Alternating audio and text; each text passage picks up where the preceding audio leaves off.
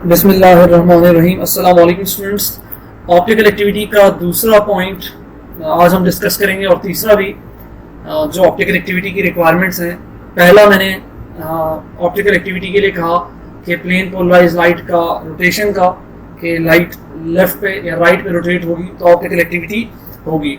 दूसरा पॉइंट जो optical compounds के लिए रिक्वायर होता है वो होता है कायरल सेंटर, जिसको हम कायरल कार्बन भी कह सकते हैं, एसिमेट्रिक सेंटर भी कह सकते हैं और एसिमेट्रिक कार्बन भी कह सकते हैं। तो ये चारों टर्म्स आपके लिए बुक में यूज हुए डिफरेंट तरीकों से, लेकिन इसका मतलब एक ही है कि कायरल सेंटर कहे तो तब भी उसका मतलब कायरल कार्बन ही है, एसिमेट्रिक सेंटर कहे तो तब भी उसका मतलब कायरल कार्बन ही है, और अगर एसिमेट्रिक कार्बन कहे तो तब भी उसका मतलब क्या होगा, कायरल कार्बन होगा। लेकिन इन चारों का मतलब ये नहीं है कि कायरलिटी है, मतलब कायरल कार्बन और कायरलिटी दो डिफरेंट टर्म्स हैं।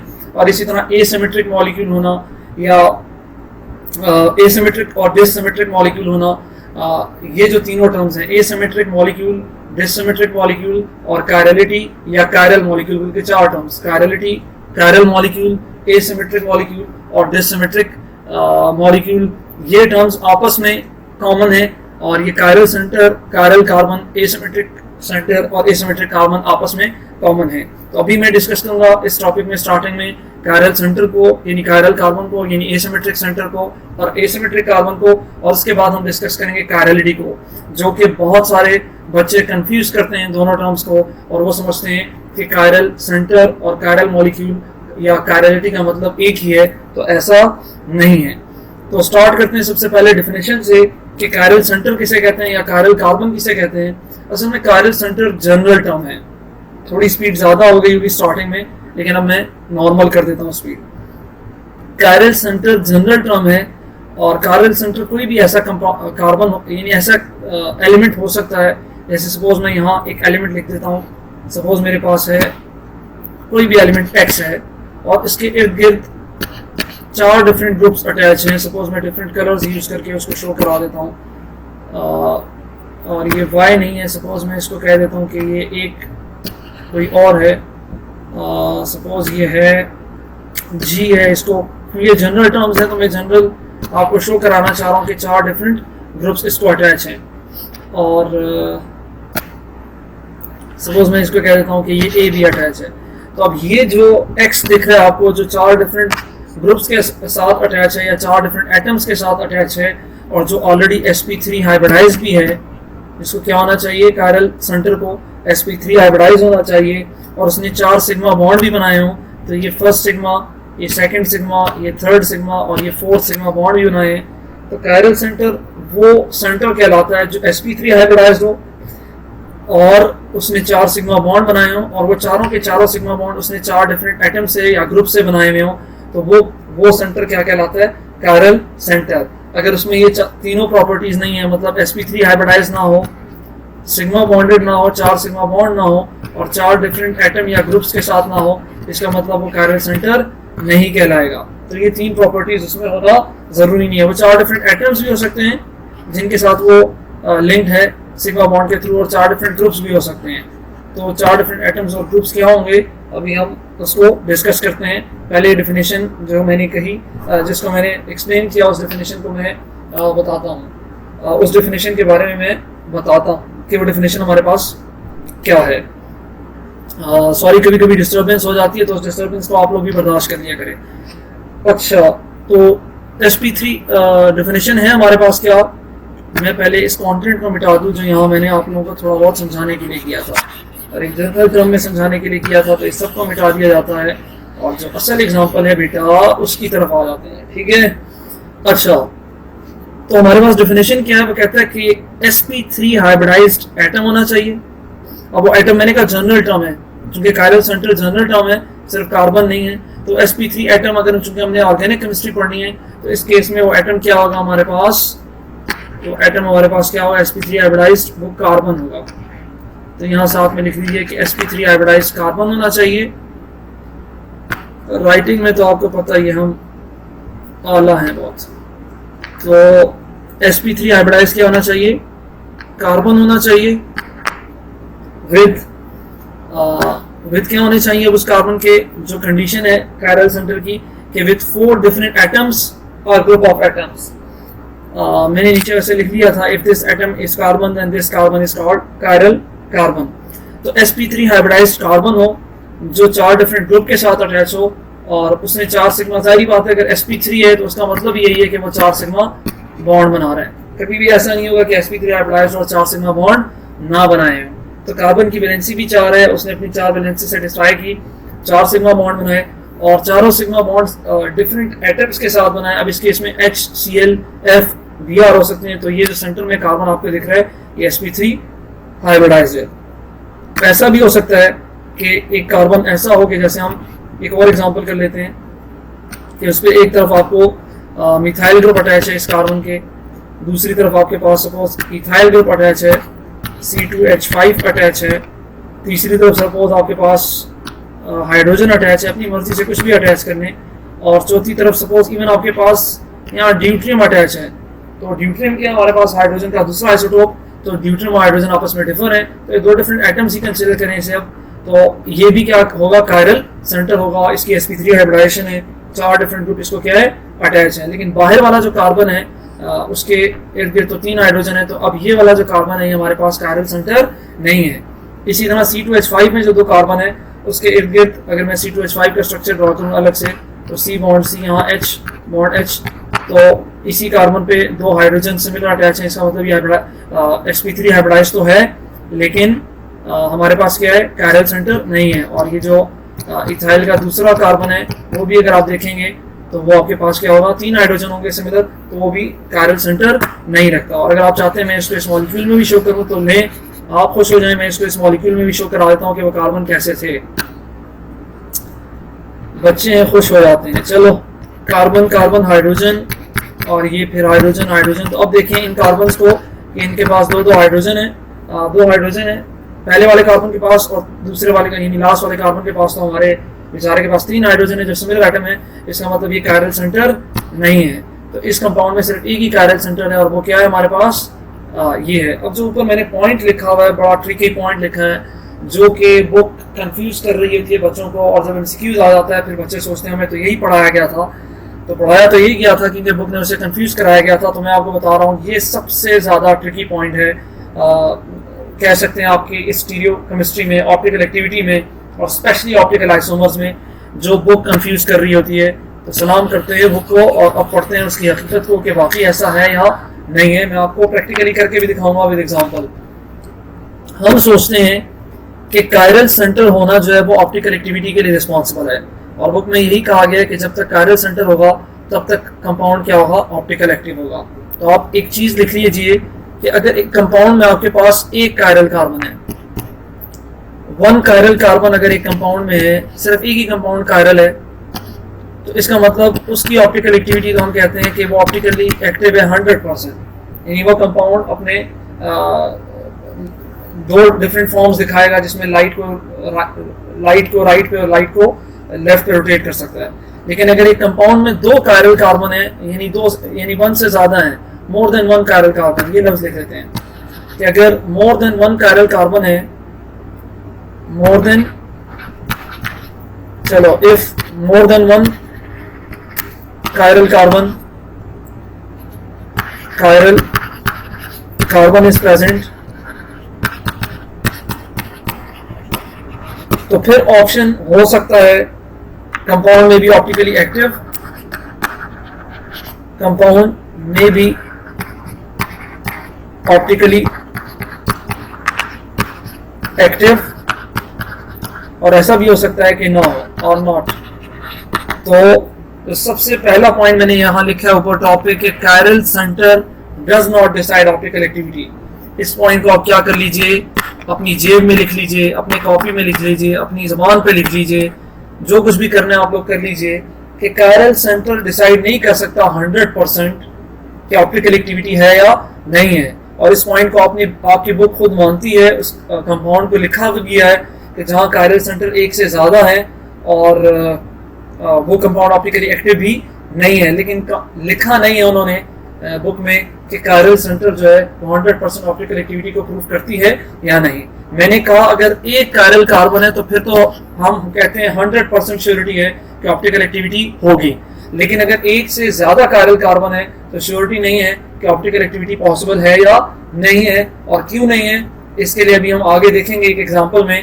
जब हम डिस्कस करेंगे एग्जांपल्स को, कायरल ऑप्टिकल एक्टिविटी के एग्जांपल को या ऑप्टिकल आइसोमर्स को, तो आपको पता चल जाएगा कि एक टर्म आएगा, आपकी बुक में लिखा है उसे मीजो का टर्म, मीजो कंपाउंड्स। तो मीजो कंपाउंड्स क्या होते हैं, उसमें कायरल सेंटर होते हैं लेकिन वो ऑप्टिकल एक्टिविटी शो नहीं करता। तो उसमें हम डिस्कशन करेंगे जब मीजो कंपाउंड्स आएंगे। यहाँ आपको सिर्फ एक पिन पॉइंट देना था, एक ट्रिक करना था या एक पॉइंट समझाना था कि हमेशा ऐसा नहीं होता कि आपके पास कायरल सेंटर हो और कंपाउंड ऑप्टिकल एक्टिव हो। हाँ, मैंने कहा है और मैं इस पॉइंट पे 100% श्योर हूँ कि एक कायरल कार्बन है तो 100% ऑप्टिकल आइसोमरिज्म है, लेकिन अगर एक से ज्यादा कायरल कार्बन है तो ऑप्टिकल आइसोमरिज्म का पता नहीं चलता। ऑप्टिकल आइसोमर बन भी सकते हैं और ऑप्टिकल आइसोमर्स नहीं भी बन सकते।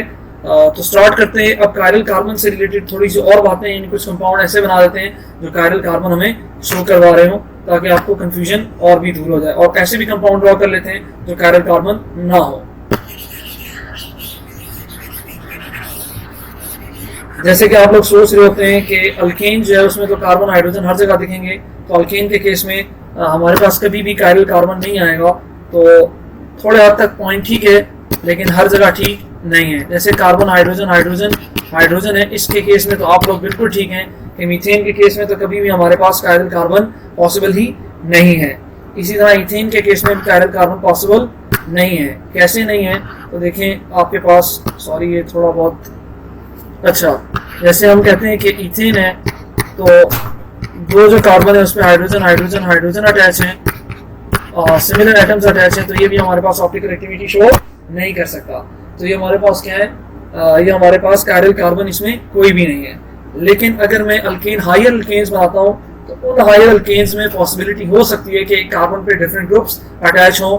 जैसे एक एग्जांपल कर लेते हैं और उस एग्जांपल में हम देखते हैं कि वाकई हमारे पास कायरल कार्बन बन सकता है या नहीं बन सकता और होगा अल्केन ही। तो अल्केन में देखते हैं कि मेरे पास सपोज सेंट्रल कार्बन है और उसके इर्द गिर्द एक ग्रुप अटैच है मिथाइल, दूसरा ग्रुप अटैच है सपोज C2H5, तीसरा ग्रुप अटैच है सपोज प्रोपाइल ग्रुप, मैं इसको PROP लिख देता हूँ या चले आप कहते हैं तो C3H7 कर देते हैं। और अगला ग्रुप आपके पास अटैच है सपोज हाइड्रोजन भी कर सकता हूँ, ज़्यादा लेंथी करना है कि अल्काइल ग्रुप्स ही लगाने तो C4H9 कर लें, आप लोग खुश हो जाएं तो लें C4H9 में। अब ये सेंटर वाला ब्लू कार्बन आपको दिख रहा है, ये कार्बन 4 डिफरेंट ग्रुप्स के साथ अटैच है, ग्रुप ऑफ एटम्स के साथ अटैच है। तो ये वाला कार्बन हमारे पास क्या है, कायरल कार्बन है। तो जिस डिफिनेशन में हमने कहा था 4 डिफरेंट एटम्स भी हो सकते हैं उस कार्बन के, यानी sp3 hybridise carbon with 4 different atoms. तो 4 डिफरेंट एटम्स, ये पहली एग्जांपल आपको दिख रही है जो ये मैंने लिखी है, और वो 4 डिफरेंट ग्रुप्स भी हो सकते हैं। तो दूसरी एग्जांपल में आप देख रहे हैं कि 4 डिफरेंट ग्रुप इस कार्बन को अटैच हैं। तो ये कार्बन भी हमारे पास क्या है, दोनों कार्बन, यानी एक जो आपको येलो से दिख रहा है सेंटर में और एक जो आपको फर्स्ट एग्जांपल में येलो से और दूसरे एग्जांपल में आपके पास ब्लू से दिख रहा है, वो आपके पास क्या है, कायरल कार्बन है। तो मैंने कुछ एग्जांपल्स आपको बताई जिसमें हमारे पास क्या है, कायरल कार्बन पॉसिबल हो भी सकता है, कायरल कार्बन पॉसिबल नहीं भी हो सकता। अल्केन में देखा हमने। अब बेंजीन के केस में कोई सोचे या कि बेंजीन या साइक्लो कंपाउंड के केस में अगर कोई सोच रहा हो कि कायरल कार्बन पॉसिबल है या नहीं है, तो थोड़े बहुत साइक्लिक कंपाउंड्स में भी ड्रॉ कर लेते हैं ताकि आपकी कंफ्यूजन साइक्लिक कंपाउंड से भी दूर रहे, क्योंकि आप भागते हैं साइक्लिक कंपाउंड से हमेशा और बहुत सारे बच्चे भागते हैं इससे, तो भागने की जरूरत नहीं है। ये अगर सपोज साइक्लिक कंपाउंड है और इस साइक्लिक कंपाउंड में मैं यहाँ हाइड्रोजन ड्रॉ कर देता हूँ और यहाँ मैं ड्रॉ कर देता हूँ मेरे पास क्या, मिथाइल ग्रुप ड्रॉ कर देता हूँ। तो अब आप देखें आपके पास, और सपोज मैं यहाँ इस वाले कार्बन पे OH ड्रॉ कर देता हूँ, तो ये जो, और यहाँ सपोज क्या कर देते हैं, H ड्रॉ कर देते हैं। तो ये जो हमारे पास कंपाउंड बना, इसमें हमारे पास 2 कायरल सेंटर बनेंगे। अब एक कायरल सेंटर यहाँ, चूंकि H और H ही अटैच हैं इन दूसरों पे, तो एक कार्बन पे अगर 2 सिमिलर एटम्स आ जाते हैं, इसका मतलब कायरलिटी वहाँ खत्म हो जाती है, वहाँ कायरलिटी लूज हो जाती है। तो इसका मतलब ये हमारे पास क्या है, कायरलिटी के केस में हम कहेंगे कि एटलीस्ट 4 डिफरेंट ग्रुप होना पॉसिबल हो, 4 डिफरेंट ग्रुप अटैच हो कार्बन को। तो आपके पास ये वाला जो कार्बन है, इस वाले कार्बन को अगर आप इस तरफ से देखें तो डिफरेंट ग्रुप अटैच है, और आप इस तरफ से देखें तो डिफरेंट कार्बन वाला ग्रुप अटैच है, और इसके साथ मिथाइल भी है और इसके साथ H भी है। तो ये वाला कार्बन क्या कहलाएगा, sp3 हाइब्रिडाइज तो है ही, सिग्मा बॉन्ड तो इसने 4 बनाए हुए हैं और 4 डिफरेंट ग्रुप्स के साथ भी अटैच है, 4 डिफरेंट ग्रुप्स के साथ भी अटैच है, तो हम कहेंगे ये वाला कार्बन हमारे पास क्या है, कायरल कार्बन है। इसी तरह ये नेक्स्ट कार्बन जो हमारे पास जहाँ OH अटैच है उसके साथ एक तरफ H है, एक तरफ OH है, एक तरफ ये वाला ग्रुप है जिसके साथ यहाँ मिथाइल ग्रुप अटैच है, यानी डिफरेंट ग्रुप होगा। और इसी तरह ये वाला कार्बन है, यानी इस तरफ की चेन अगर आप देखें तो यहाँ कार्बन जिसमें 2 हाइड्रोजन अटैच है, तो ये वाला कार्बन जहाँ OH अटैच है ये भी हमारे पास क्या है, कायरल सेंटर है। तो एक कंपाउंड में एक से ज्यादा भी कायरल सेंटर हो सकते हैं, कायरल कार्बन भी हो सकते हैं और एक कायरल कार्बन भी हो सकता है। अब इस कंपाउंड के केस में हम नहीं कहेंगे, यानी पॉसिबिलिटी ये भी हो सकती है कि हो सकता है कि ये कंपाउंड ऑप्टिकली एक्टिव हो और हो सकता है कि ये कंपाउंड ऑप्टिकली एक्टिव ना हो सकता है इसके ऑप्टिकल आइसोमर पॉसिबल हो और हो सकता है ना हो। लेकिन जो फर्स्ट एग्जांपल यहाँ पे मैंने लिखी है पहले से, हमें 100% पता है कि ये ऑप्टिकल आइसोमर है और इसका ऑप्टिकल फॉर्म बनेगा। और उस ऑप्टिकल फॉर्म बनाने के लिए हम सिंपल यही कर रहे होते हैं कि हम फिर उसको एक को डेक्स्ट्रो कह देते हैं और दूसरे को क्या कह देते हैं, लियो कह देते हैं। और उसको डिफरेंशिएट करने के लिए हम कहते हैं जो लेफ्ट पे उसको राइट पे कर दो और राइट को लेफ्ट पे कर दो, क्योंकि 2D में हम यही डिफरेंशिएशन करते हैं, हम 3D में तो स्ट्रक्चर ड्रॉ नहीं कर सकते। तो सपोज मैं इसका ऑप्टिकल आइसोमर बनाऊं पहले वाले का, तो उसका जो ऑप्टिकल आइसोमर बनेगा ये सेंटर में कार्बन ही होगा, वही चीज होगी। लेकिन जो ब्रोमीन था आपके पास राइट पे, अब ब्रोमीन क्या हो चुका होगा, लेफ्ट पे आ चुका होगा। और जो क्लोरीन भाईजान आपके पास थे लेफ्ट पे, वो आपके पास क्या आ चुके होंगे, राइट पे आ चुके होंगे। और हाइड्रोजन और फ्लोरीन में उनके कलर से तो नहीं बना रहा, लेकिन वो क्या होंगे, ऊपर नीचे सेम ही रहेंगे, सिर्फ जो लेफ्ट और राइट है वो चेंज हो चुके होंगे। तो मैंने इन दूसरों के एक दूसरे के आइसोमर बनाए, डी और एल जिसको कहते हैं, या पॉजिटिव और नेगेटिव जिसको कहते हैं। और इन दोनों को बाद में हम एनेंटियोमर्स का नाम देंगे, जब हम एनेंटियोमर्स का टॉपिक भी स्टार्ट करेंगे। लेकिन अभी सिर्फ आपको समझाना था कि इसमें मुझे 100% पता है और आप लोगों को भी पता होना चाहिए कि एक कायरल सेंटर हो, तो हमें 100% श्योरिटी है कि कंपाउंड क्या होगा, ऑप्टिकल आइसोमर होगा और वो ऑप्टिकल आइसोमरिज्म शो करेगा। अगर आपको जो सबसे इम्पोर्टेंट पॉइंट है, क्योंकि मैंने लिखवाया तो है लेकिन बच्चे कंफ्यूज कर जाते हैं कभी कभी, तो उस पॉइंट को जो समझाना है मैंने वो ये है, पहले मैं इसको क्लियर कर दूं फिर मैं आपको समझाता हूं। वो पॉइंट ये है कि कभी कभी आपसे पूछा जाता है कि C डबल बॉन्ड C और यहाँ सपोज H हो जाए और यहाँ सपोज Cl हो जाए और यहाँ सपोज F हो जाए और यहाँ सपोज चले F ना करें, क्योंकि फिर उसके लिए E और Z की तरफ जाना पड़ेगा जो आपने पढ़ा नहीं है। सपोज मैं इसको H ही कर देता हूँ और इसको यहाँ क्लोरीन ही कर देता हूँ। इसका दूसरा आइसोमर बनाता हूँ, C double bond C bond, यहाँ क्लोरीन, यहाँ क्लोरीन और यहाँ H और यहाँ H। अब आपको पता है, आपने ज्योमेट्रिकल आइसोमरिज्म का टॉपिक अगर मेरे साथ नहीं पढ़ा तो आप ज्योमेट्रिकल आइसोमरिज्म में जाइए। इसको कहते हैं सिस, इसको कहते हैं ट्रांस। और चूंकि हमने कहा था सिस और ट्रांस भी हमारे पास स्टीरियो आइसोमर्स तो होते हैं, क्या होते हैं, स्टीरियो आइसोमर्स तो शो करते हैं। लेकिन क्या ये ऑप्टिकल आइसोमर्स भी हैं? तो ये दोनों ऑप्टिकल आइसोमर्स, इसका ऑप्टिकल एक्टिविटी से कोई ताल्लुक नहीं है, no optical isomerism, no optical isomers. हाँ, ये डायस्टीरोमर्स हैं और डायस्टीरोमर्स के वो आइसोमर्स हैं जो ऑप्टिकली इनएक्टिव होते हैं, डायस्टीरोमर्स भी कहा जाता है इन्हें। और इनको कन्फिगरेशनल आइसोमर्स भी कहा जा सकता है, क्योंकि ये तीनों एक दूसरे का क्या करते हैं, डिफर करते हैं। ये पॉइंट मैंने इसलिए बताया कि देखिए अब ये भी एक दूसरे से 3D में डिफरेंट है और कायरल का कार्बन कंपाउंड भी एक दूसरे से डिफरेंट है, वो भी स्टीरियो आइसोमर्स हैं, ये भी स्टीरियो आइसोमर्स हैं। लेकिन क्या ये ऑप्टिकल एक्टिविटी शो करेंगे? तो ये ऑप्टिकल एक्टिविटी शो नहीं करेंगे और ना ही इनको on the basis of optical activity differentiate करेंगे। जो पॉइंट इसमें दूसरा समझाना है कि वो कंपाउंड जिसमें आपके पास डबल बॉन्ड आ रहा हो, वो कंपाउंड जिसमें आपके पास ट्रिपल बॉन्ड आ रहा हो, या बेंजीन के स्ट्रक्चर हो जहाँ अल्टरनेट डबल सिंगल डबल की कंजुगेशन हो रही हो, तो उन कंपाउंड में आपके पास ऑप्टिकल आइसोमेरिज्म पॉसिबल नहीं है, no optical isomerism, no optical isomerism. तो ये बीच में पॉइंट इसलिए समझाना था, कभी कभी एमसीक्यूज में पूछ लेते हैं कि ऑप्टिकल एक्टिविटी डबल या ट्रिपल बॉन्ड वाले कंपाउंड या बेंजीन वाले रिंग वाले कंपाउंड भी शो करेंगे। तो बेंजीन पे आप सिर्फ एक ही सब्स्टिट्यूएंट अटैच कर सकते हैं और वो ऑलरेडी क्या है, 2 कार्बन्स के साथ अटैच है।